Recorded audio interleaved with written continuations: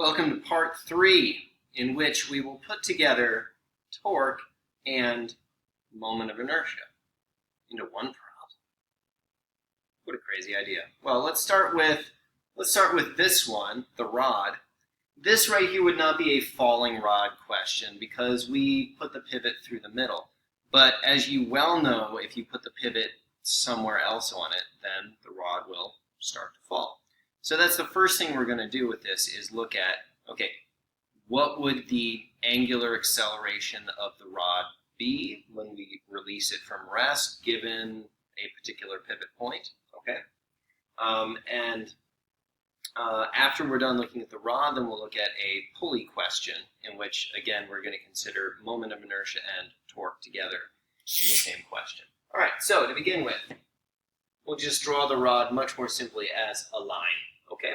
And we'll say this is the horizontal position, and instead of putting the pivot at the center of mass, we're going to put the pivot, how about right there, which is, I don't know, how about 1/6 L away from the center of mass. All right, why there exactly? Just seemed like a good idea. Okay, so the first part here might be find the moment of inertia. All right, well, if you wanted to get the moment of inertia, there's a couple of ways to do it. One way we'll learn involves calculus. That is the less good way, in my opinion. On the other hand, the AP, with some frequency lately, has been asking questions where you have to use calculus to actually determine the moments of inertia of different kinds of objects. Usually it's rods, but not always. Okay, so instead of doing it that way, we'll go with the more common and easily accessible way, which is that one right there. The moment of inertia can be found easily and conveniently using this equation right here. So moment of inertia through the center of mass, we already said, is 1/12 ml squared. If you look up moments of inertia in that table in the book, it is entirely possible that you will find another similar looking one that says 1/3 ml squared. That is not through the center of mass. That's the moment of inertia of a rod about its end, which you actually get from using this formula. Meaning, if I had said, oh yeah, the pivot's around the end, we would get 1/3 ml squared. We could look that one up, okay, that particular one. But if we didn't know it, we could derive it by plugging in 1/12 ml squared, and then for D, the distance between the pivot and the center of mass would have been L/2 if we were using the end, and it would work out to 1/3 ml squared. All right, this one is not going to work out quite the same way because D is only L/6. All right, let's see. 1/12 ml squared. This is going to be 1/36 ml squared. So it happens that 1/12 is 3/36. 3/36 plus 4/36. So the final answer is 1/9 ml squared. Okay. That's great. That's the moment of inertia. All right. Next question. If we release this thing from rest, what would be the angular acceleration? If I want to know the angular acceleration, I'm going to have to go to torque. All right, so torque equals I alpha. All right, torque also equals this other equation, if you recall, which is F cross R. All right, F cross R, that sounds great. F cross R equals I alpha then is what I would get out from that. So what force then makes this thing begin to rotate in the first place? I mean, the obvious answer is gravity, right? I mean, gravity is what makes anything fall. And in a certain sense, we could say this is falling, even though it's not like literally just falling straight to the ground, right? It's rotating around this pivot. But what's falling effectively is the center of mass of the rod. That's the bit that's falling. is the center of mass. And so therefore, what we use for the force is going to be mg, and what we use for r will not be this distance, nor will it be the distance from the pivot to the end. It's always just going to be this L/6 again, because that's where gravity acts, is right there at the center of mass. So if I draw in gravity, there gravity acts at the center of mass of the rod, and therefore my radial vector isn't any other distance besides L/6. All right, and then in this case, I'm ignoring the sine theta because cross products are at a maximum when the angle is perpendicular. Sorry, that didn't work out. I can't do this in a video. Okay, whatever. Sine theta is going to be 1 because that's 90 degrees between those two vectors. We'll come back to that idea in a little bit because I do want you to understand the angular acceleration that we're about to calculate is not a constant, not even close. Okay, so we'll get back to that soon. All right, fine. Moment of inertia. We'll just recycle this answer here. Switch types of m's. Big M. Okay, ml squared. All right, now a little bit of algebra later. We've crossed out that and one of those, and we're going to end up multiplying both sides by 9 and get 3/2 g over L. So if you like, 3g over 2L.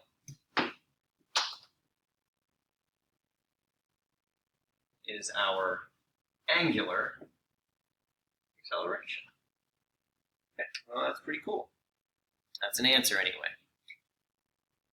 Okay, now that is only the angular acceleration at the moment that this thing is released from rest, when it's horizontal.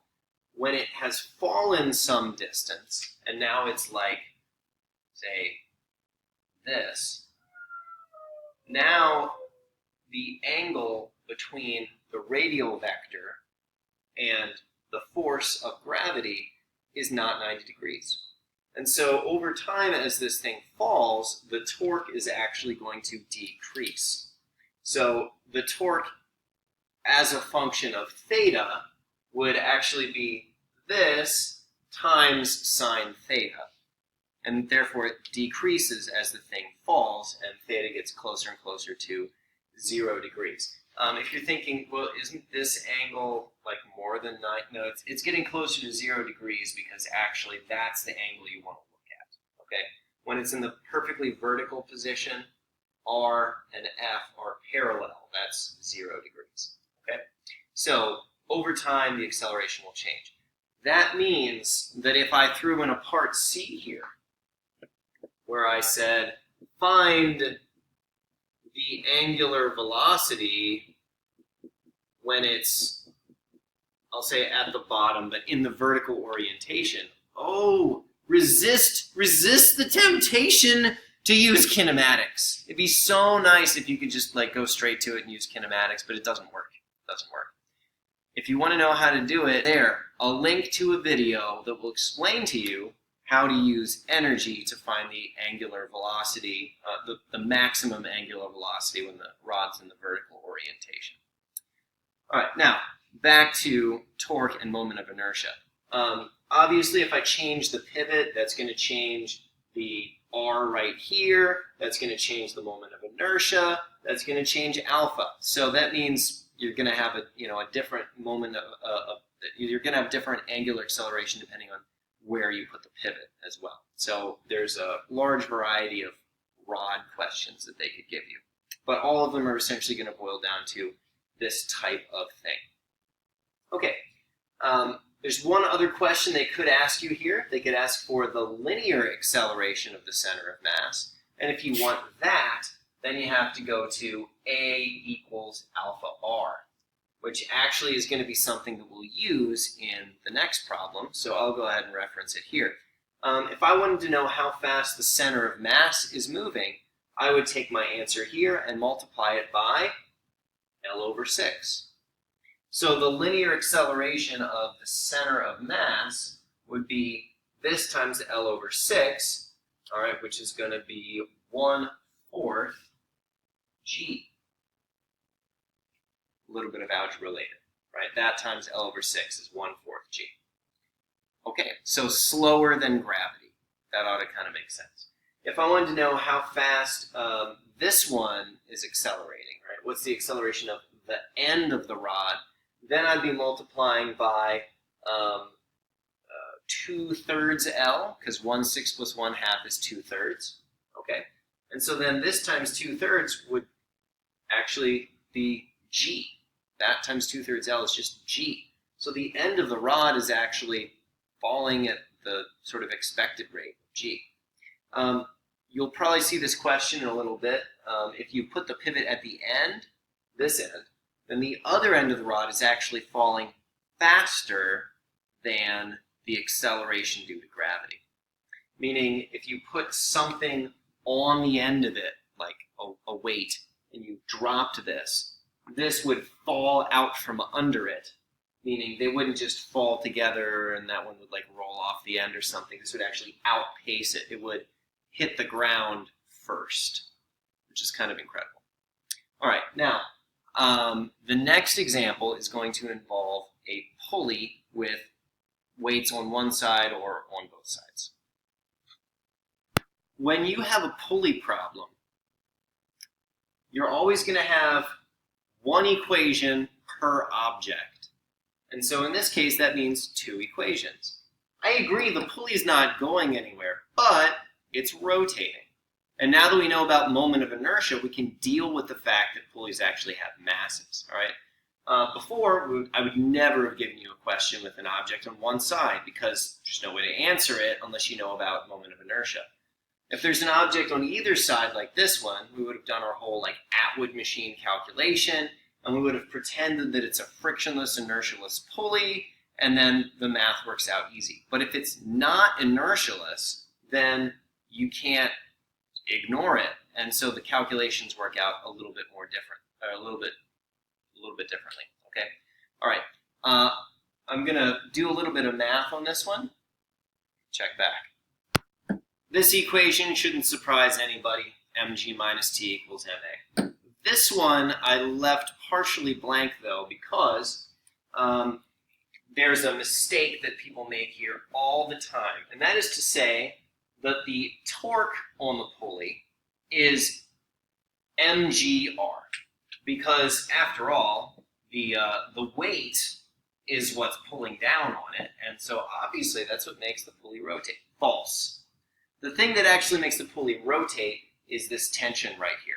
I mean, if I hold this here and then I cut the string and then I let go of it, the pulley doesn't rotate. Okay, so it's not the weight that actually causes the rotation. It's the tension which pulls both directions in that string.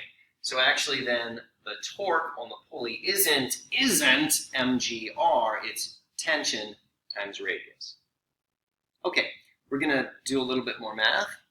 All right, substituting in 1/2 mr squared for the moment of inertia, substituting in a over r for alpha, and doing some simplifying. One of these cancels, this one cancels the other one.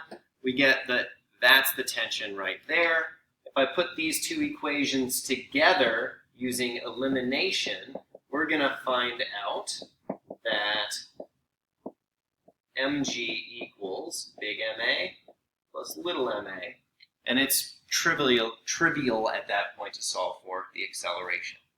All right, now I'm going to do the math out on the other one, and you can ponder it on your own. And ponder.